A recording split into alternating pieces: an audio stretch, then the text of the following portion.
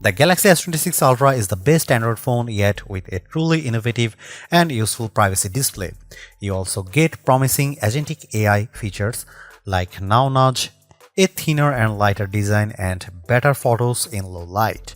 But the camera bump is a bit much, and there is still no silicon carbon battery. Here is the pros and cons in my full review. The Galaxy S26 Ultra is supposed to herald the age of agentic AI phones, but that doesn't mean much to the average person wondering if it's the best phone they can buy or if they should upgrade. The gist is that the AI inside this flagship should now be able to anticipate your needs better and help get stuff done for you. For example, the Now Brief feature surfaces recommendations based on the context of your texts. So, if someone asks you what time you want to go to the lunch, a little calendar button shortcut will show up, and soon, with automated app actions, you will be able to use your voice to do things like book an Uber or create a DoorDash order in the background via Gemini. In other words, apps are about to become a lot less relevant. Personally, I am more impressed with the S26 Ultra's hardware plus software innovations. Things like privacy display, which obscures private info from onlookers and can do so on an app-by-app basis, and the new horizon lock for shooting video, keeping your footage super steady no matter how shaky your hands. The Galaxy S26 Ultra is also lighter and thinner than its predecessor, and its camera system is noticeably improved in low light conditions. However, there are some things I don't like about the S26 Ultra, including its oversized camera bump and that its screen is dimmer than the previous S25 Ultra. In our previous iPhone 17 Pro Max vs Galaxy S25 Ultra camera shootout, Samsung lost points for mediocre low-light performance, but Samsung is firing back with a wider aperture on its main 200 megapixel camera and 50 megapixel telephoto lens. The result should be up to 47% and 37% brighter images through these two cameras. So I put that to set the test in a series of shots with the Galaxy S25 Ultra and Apple's flagship. Check out this zoom shot of clocked out. The Galaxy S26 Ultra image is noticeably clearer, while the S25 Ultra shot is fuzzy and choke full of noise. So, how about colors? In this shot of tinted daisies, I prefer the brighter image from the iPhone 17 Pro Max, but the Galaxy S26 Ultra delivers a bit more detail in the petals and more contrast, so it comes down to personal preference. The S26 Ultra fared better indoors too. In this nearly dark room, it shot a brighter image of these decorative flowers and vase. You can make out more detail in the petals and the lamp in the background. The iPhone 17 Pro Max captures an even brighter shot too. Here are some camera samples of the Galaxy S26 Ultra.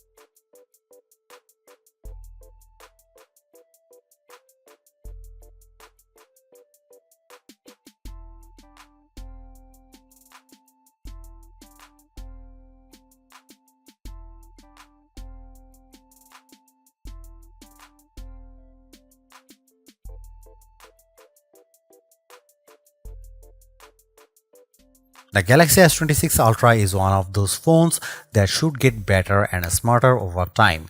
The agentic AI features are good now but should become more useful as the phone gets to know your patterns. And automated app actions seem to have a lot of potential, assuming the integration with Uber, DoorDash and other apps works as promised. The reasons to get the S26 Ultra right now and upgrade your phone are features like privacy display. At a time phone makers are being criticized for iterative updates, this is a truly innovative feature that solves a problem and it is completely customizable.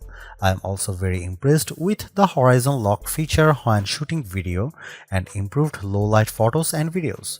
I'd like to see a design that doesn't wobble on your desk with a revamped camera bump, and I'm a bit worried that I got a scratch on the back of the phone after just a week of testing, and while the battery life is solid, the iPhone 17 Pro Max is still ahead on endurance and Samsung could surge ahead if it embraces silicon carbon tech. Overall, I highly recommend the S26 Ultra.